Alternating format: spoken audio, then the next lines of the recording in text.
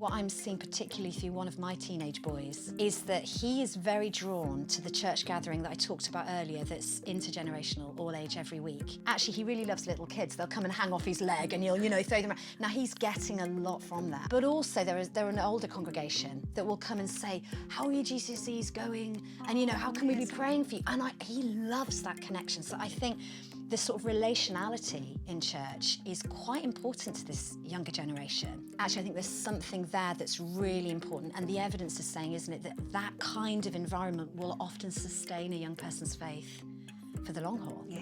Yeah.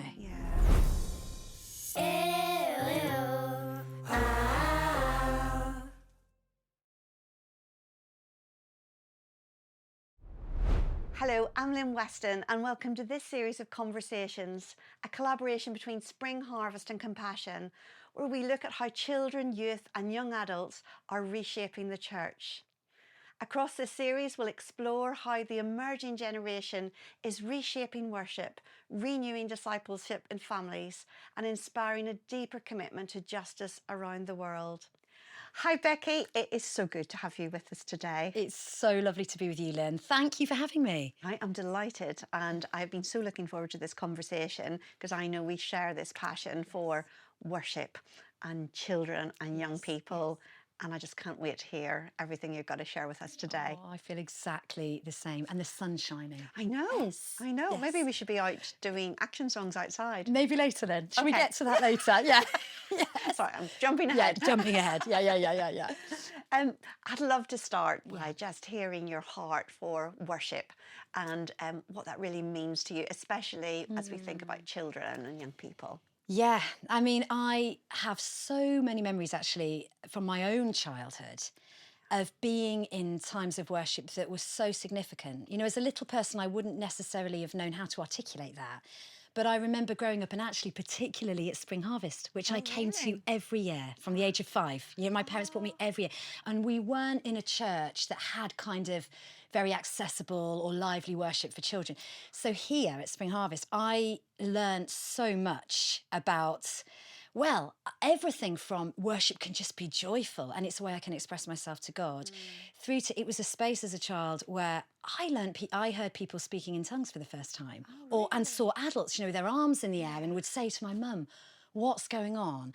So actually worship for me has been a hugely significant thing when I look back in my own life, and therefore I know the capacity now that children have to encounter God through worship. And I think sometimes as adults, it's so easy to forget that God wants to meet with children as they sing and as they reflect on him. And they're not kind of little Christians in waiting. He wants to from a very, very young age. So a lot of that has really framed what I do now. And obviously I spend a lot of my time writing worship songs specifically for all age gatherings where children and adults are worshipping together.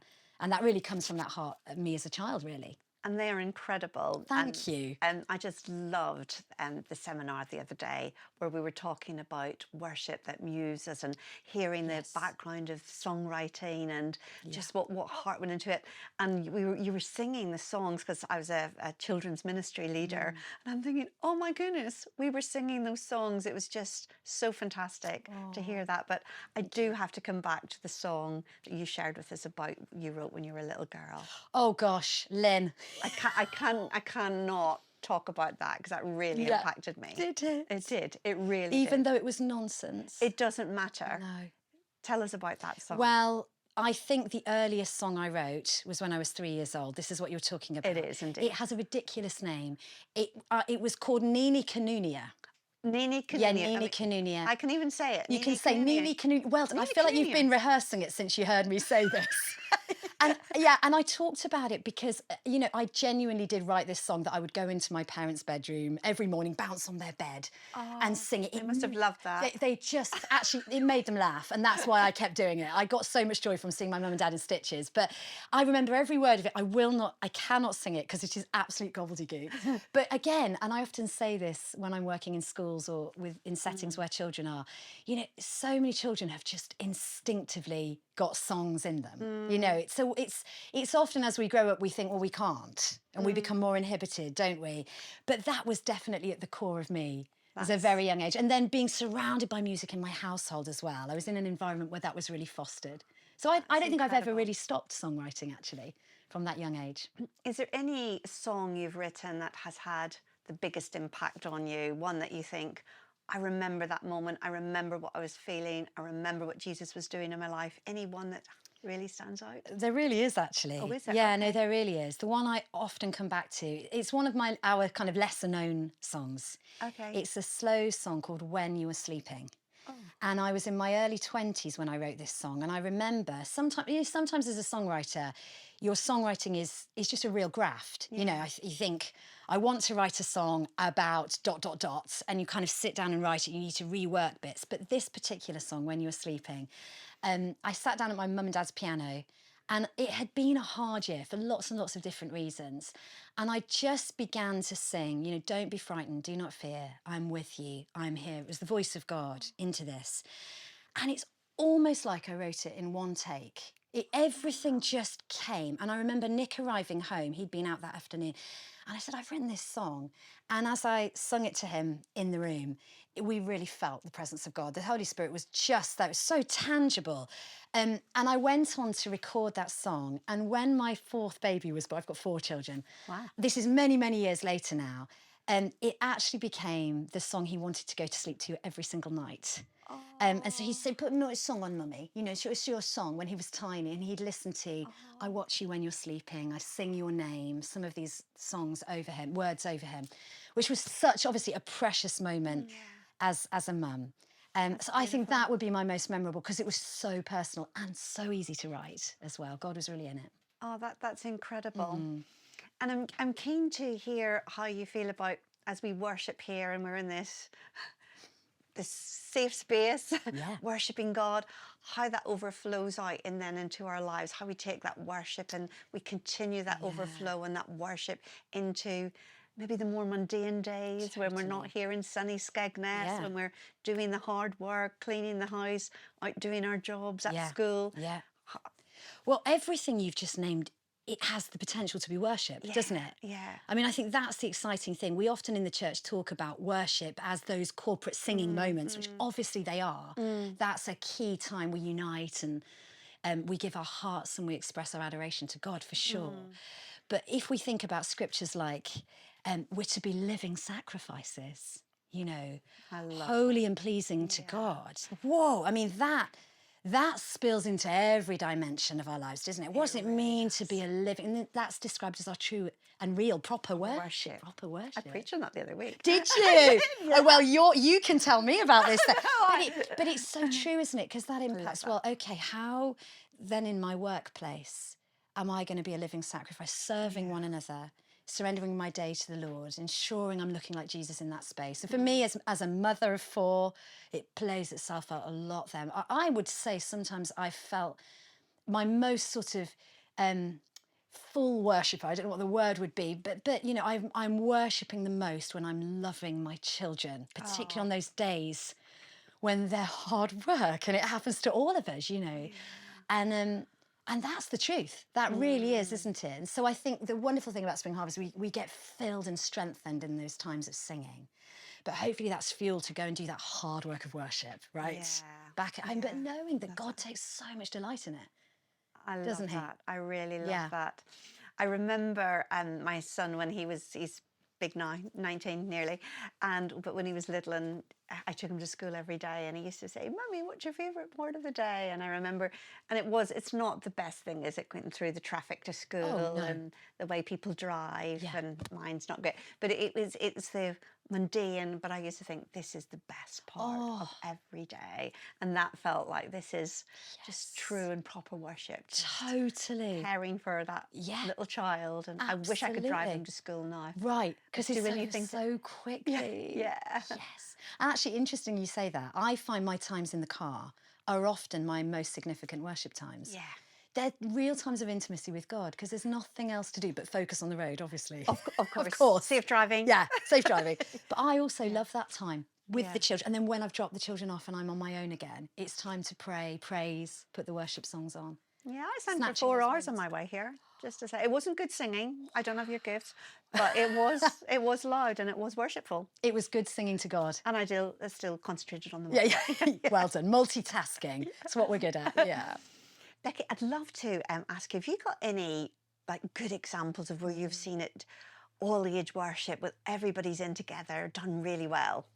I mean, I do. I've got lots of examples. I think the one that's most sort of at the forefront of my mind at the moment is this new church plant from Gas Street that is particularly pressing into intergenerational worship. So this is where they have 50 minutes every Sunday morning where the whole church, every generation is together. And there is so much fruit from this because everybody's in the room. It means a lot of the teenagers and young people that probably would have been more in their youth group are really participating in the leadership. So, you know, you'll have an electric guitarist, but with a young electric guitarist learning the ropes beside him.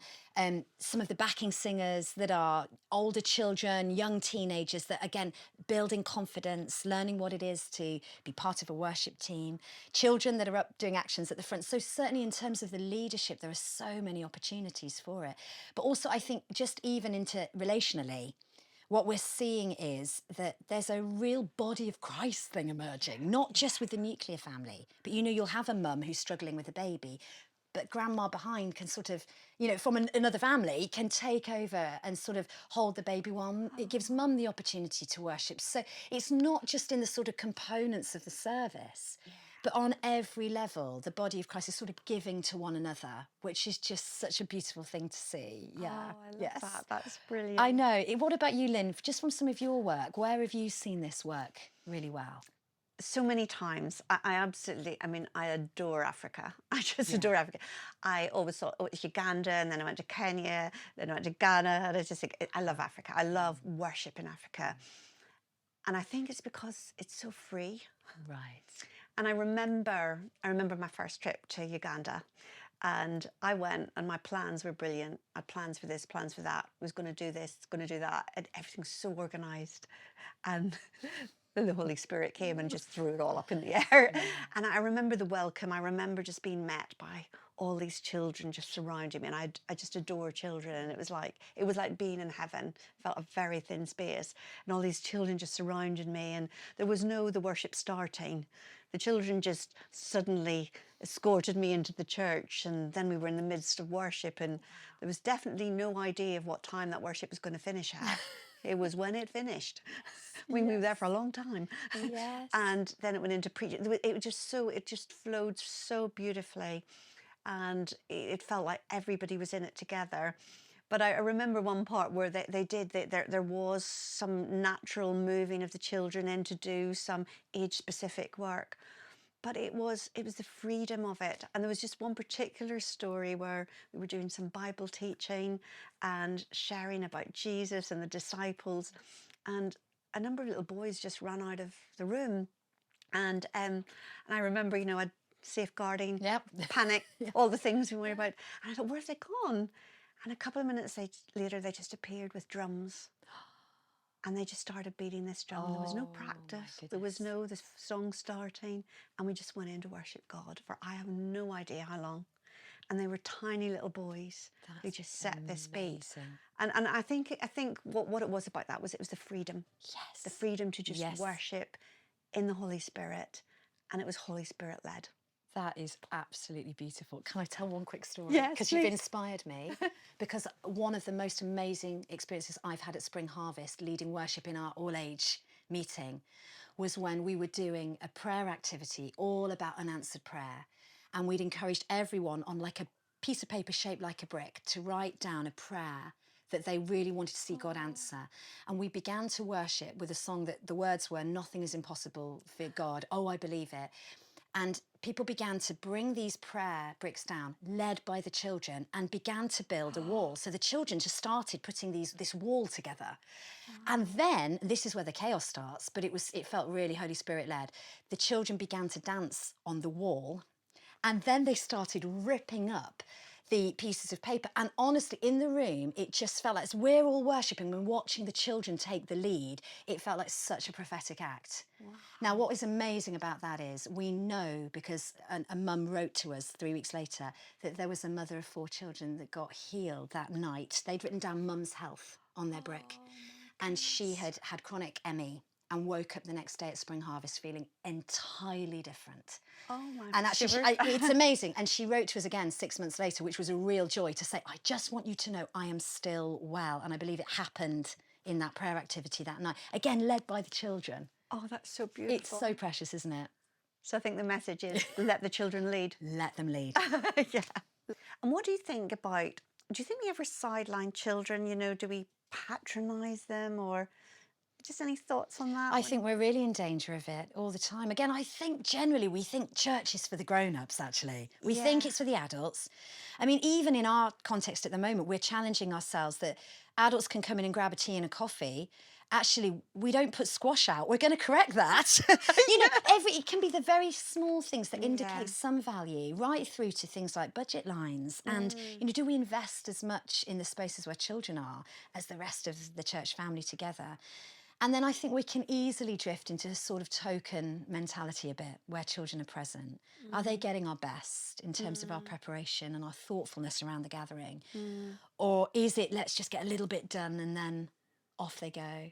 I mean, another final thing I would notice is there are churches I've been into with my 4 children where on the door people are warm, welcoming. They'll talk to my teenagers even if they're a bit, you know, monosyllabic. And, you know, but there are other churches I've walked into where the people on the door just talk to me. It's so many little things, actually, when we think about it, that we can do to correct some of this. I love that. And I wonder, do we, in our planning and preparation, do you think we listen to their voice? Or do you think we are maybe in danger of being a bit superficial about saying, oh, let's hear your ideas, but we're not really listening to their voice? Yeah, I think you're right to ask that. And I think it's challenging listening to children and young people's voices, because typically they'll often want to do things really differently. I think it's fascinating asking teenagers how they would do church. And often it will be quite different from the models that we've adopted. And we're seeing that a lot. So I think some are good at asking the questions, but actually when it demands quite significant change, that's hard, isn't it? And again, I just think it's very easy as adults to think we've got the answers, we know what to do, we've been here for years, it works. And actually children and young people carry often fresh creativity that's really exciting if we can go with it, but a bit risky as well, isn't it? Yeah. And maybe a bit messy at times. Yeah. I think sometimes we're a bit scared of messy, aren't we? We and are. messy's okay.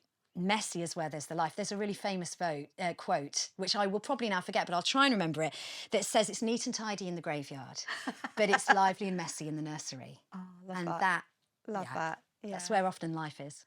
And you mentioned about teenagers having a different view of how it might be done. Could you unpack that a little bit? I'd love to hear a little bit more about what you've picked up on that area. Well, I mean, there's interesting research coming out around all of this. There's a really interesting book I read a few years ago called Growing Younger by the Fuller Institute for Youth. Have you read it? Right, yeah. So you'll have some of this. And I mean, we're seeing more and more in culture, aren't we, that teenagers into young adults are wanting real relationship. Authenticity is a big word for them. And they're probably... they're definitely the generations that have grown up on screens where everything has to look nice and it's all filtered. Yeah. I think are a bit through with it. And actually what I'm seeing particularly through one of my teenage boys at the moment is that he is very drawn to the church gathering that I talked about earlier, that's intergenerational, all age, every week, because he really loves little kids. They'll come and hang off his leg and you'll, throw them around. Now he's getting a lot from that. I can see that sort of sense that I've got a bit of a role in here. Yeah. But also they're an older congregation that will come and say, how are your GCSEs going? And, how can we be praying for you? And he loves that connection. So I think the sort of relationality in church is quite important to this younger generation. That's so and good. Whereas I think I would have predicted he might want to be in a very dynamic youth group down the road where his mates are, and he does love that. Actually, I think there's something there that's really important. And the evidence is saying, isn't it, that that kind of environment will often sustain a young person's faith for the long haul. Yeah. Yeah. And so, I mean, I think that's one really key area. And I think they want to participate and play a role. And that's another thing that can be risky to release young leaders, can't it? Yeah. That maybe aren't always quite ready. I love that. I really relate to what you said about your son, because that's definitely been my son's experience. Really? That little kids just seem to adore him. They just, and he doesn't even have to work that hard at it. Right, yeah. And but it actually, as he was growing up, it helped him actually think about his the way he said stuff, the way he behaved, Right. because he realised these little ones were looking up to him. So it sort of gave him a real sense of Yes. grounding and Right. responsibility, and Yeah. very Yeah. affirming. He's So a role I model. love that. Yeah. It's interesting, isn't it? We all need to feel like we're wanted and needed in the body, not just sort of consumers. And that kind of relationality gives you a role. Yeah. Yeah. And you, the other day, were talking and we were chatting a bit about the role in schools, the role of worship in Yes. schools. And I get very excited about that, Yeah. especially even if it's in Christian schools, so many children who don't know Jesus. But the opportunity that seeing Christians worship. Yeah. Tell me more about your work in schools. Well, I had the privilege of being a primary school chaplain, actually, first of all, for several years. And I That's think they beautiful. were some of the best years of my life. And they definitely were years when I knew I was doing kingdom work. You know, sometimes when you're leading worship, you're like, Lord, I think this is, you know, you're working and I'm definitely here serving you. But there was something about being in a school environment that I knew this is so missional. What I would say I saw is that music is extremely powerful in that space and so formative. And actually, we see it now in culture with all these primary school bangers coming back. You know, people are going to Glastonbury and singing them, aren't they? Because they've got locked in their memories. And I'm the same. I could sing every word of Give Me Oil in My Lamp from my primary school days, you know. And so actually having Christian worship in our schools, and I was working we're in city centre Birmingham, in a very, very multi-faith school. So leading sung worship twice a week with people from every faith background imaginable. And yet the music, the songs brought us together and they all loved them. You know, and I take comfort that they will remember those songs forever. They're not going to forget them right into their old age. But also the power in a school setting is actually that hidden missional power for staff and governors and parents as well. And, you know, the music that we were singing in school, of course, goes home with the children into their homes. And they sing the songs. They sing the songs. But teachers would come to me and say, oh, that song almost had me in tears this morning. And you realise God is at work in all of this. It's profound. And of course, in a school environment as well, it's a perfect space for raising up young leaders. So being able to give children the opportunity to come and do actions at the front. We're talking about actions again. We'll get there, Lyn. If we've got to do. They were doing actions at the front. I did a few. Yeah, like this. Yeah, that's it. And like that. And yes, or help create the worship. What songs do you want to learn? Or could you write a prayer? And so I'd work with children to write prayers and listen to what do they really want to talk to God about. And so often when children lead, there's such a simplicity. It's so beautiful. It just reaches everybody's heart. Yeah. It's powerful. When I see children's prayers and when they're put on a wall or something and they draw a little picture around it. On Sunday, I had this little girl come to me and she'd just written this prayer and oh my goodness, I really struggled to keep it together because it was so deep from the heart and it was simple, but it was profound. Absolutely. And there's a purity. Yeah. And this is why, isn't it? It's so interesting to me that Jesus holds up children as a model for our faith. I mean, he says, you know, to his disciples when they're saying who's going to be the greatest in the kingdom, he puts the child there, which I've reflected on so much, but I think it taps into what we're talking about, doesn't it? That they have so much to show us about dependency on God and purity of heart and freedom in the spirit that we often lose as we grow up. So we need to see them in our worship, don't we? So we can learn from them. Yeah, we do. One of the things I think about children is the power of how they actually advocate for each other. I think there is nothing like a child advocating for another child, and I'm thinking of those prayers they pray for each other. Yes. There's just such, you would use the word authenticity there, where that's children or young people. It's just real, it's raw, it's from the heart. They haven't got things in the way, they haven't become cynical about stuff. They're just saying, Jesus, I'm asking you for this. And they're advocating for each other and they're advocating for change. Have you got any stories about where you've seen children through worship actually going out and using that worship to really build them to advocate for other children? Yes, I have. I mean, what I would say is children have such a key sense of justice. It's strong in them, isn't it? Very and natural. It's really strong and it's really natural. I mean, I did so many projects in my school day when I was in my chaplaincy that linked our worship to the world, because this is where children wanted to go. So everything from we'd learn a song about God's beautiful creation, and that would drive them to want to go out and litter pick, and we'd do stuff like that in Love the area. that. I remember a time when we were learning a lot about, it was actually just post-COVID, or perhaps during that sort of funny time when we were still in COVID, and food banks were popping up much more, weren't they? And it was around harvest time. And again, we're learning about all the food we've got to eat, and we're grateful for that. And I had a key group of children in year 6 that were called my chapel monitors, who came out with me and served on a food bank. They were allowed to come into a community shop, and we down the road, and their prayers after that were incredible. So I got them to write some prayers when we went back into chapel that following Friday, based on what they'd seen.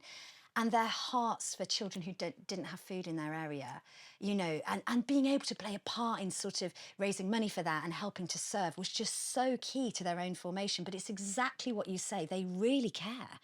And that spills out into the prayers they write and the things that they talk about. So I feel with children, actually, it doesn't take much. We just almost have to, as adults, sort of foster it and allow space. And they will want to respond. It's in the same way, when I'm with my children in Birmingham, there's a key kind of traffic light that we come up to, and there are always homeless people begging at that traffic light. And it's always the kids saying, can we give them some money, mummy? And I get reminded, because right in their core, they know this isn't fair and it's not all right, and they want to help. It's deep in them, isn't it? It really is. Yeah. I remember a story. We talked about our drive times with our children, and I was driving Luke to school when he was 7, and the night before we'd been at the theatre, the pantomime that my husband decided he did not need to be at. Yes. And we came out and we were doing our little dancey, singy stuff, and there was a homeless guy on the street, and my son just started to cry, and he couldn't stop crying the whole way home. And it had been such a joyful night, but he was really impacted.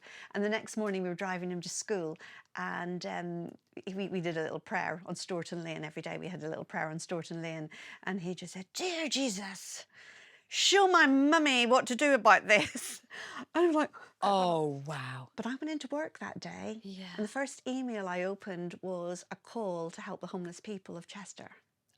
Oh, wow. And I thought, that was a big prayer, and it was a very simple prayer. And God heard it. And God heard it. That is And Mummy did get the amazing. call to go and do something about it. And then that became work for a number of years, actually. But it just hit me that he was so impacted by what was in front of him. But he knew he couldn't personally do anything about it. But he thought, let my prayed. mum do something. There's so much in that, isn't there? I mean, that was so the Spirit of God in him, right? And says so much about his heart. Yeah. But then his leadership. But this is it, isn't it? This is where we learn from our children. But also, the capacity of children to meet with God and God answering his prayer. But also what I love about that story is that he's then been part of this incredible testimony of your life as well, hasn't he? Which And is we've so, shared that for years. I bet you have. Yeah. And that's so faith building. And it for our started a kids. journey that Did it? became a big journey, yeah. So, So lovely. so I blame him when When it all goes wrong as well, you started It's this. all on him. Your prayer was too powerful. Yes, I'm joking. absolutely. That's an amazing story. So Becky, I'd love to talk a bit more about how you feel worship really shapes us. And we've talked about the power of children, but how it really shapes us. Yeah. Well, I mean, I think there's so many things that can happen when we worship God. Because God is just such a kind God and he knows us well, when we turn our eyes to him and we face him and we give time to him in worship, the amazing thing is that he comes back often and transforms us, doesn't he? To be more like him. That just seems to be how it goes, that the more time we spend with him, the more he makes us like him. And that inevitably leads us into so many different places. I mean, for my husband, Nick, one key thing, part of his journey is that it was in a time of worship that he felt God call him into ordination, into the Church of England. And actually that was literally just in a time of singing. So often, our lives can even be steered, can't they, out of a time of encounter like that with God in worship. So I think it's transformational, it's formational for us. But also, I mean, I feel it here at Spring Harvest. There's something so strengthening to our faith, isn't it? And I think probably we all felt that a bit in COVID, that when we were behind doors and all we could do is watch the worship, That was hard. It was hard. Really There's something lost. And we know that we're meant to be a body. We're meant to Yeah. be together, aren't we? And so I think there's something about that corporate worship that definitely happens at Spring Harvest and hopefully happens in many of our churches as well, that is so strengthening up for our faith, reminds us of who God is and of our purpose in the world. You know, there's a phrase, wasting your time in worship, because it can sometimes feel like a waste of time. Why am I singing for 20 minutes? But I think there's a lot happening, isn't there, when we sing? Yeah, love that. Absolutely loved hearing from you.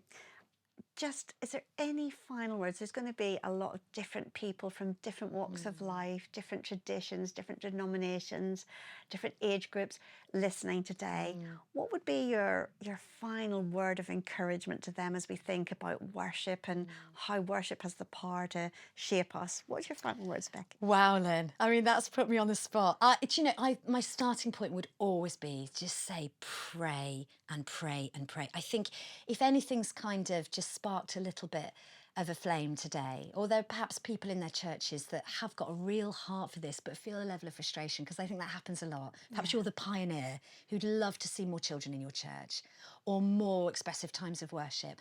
The power of prayer, I mean, as your son has shown us, is profound. And so start really praying for those things that you care about and believe that God can and wants to bring change and light fires. And I've seen that all over the place.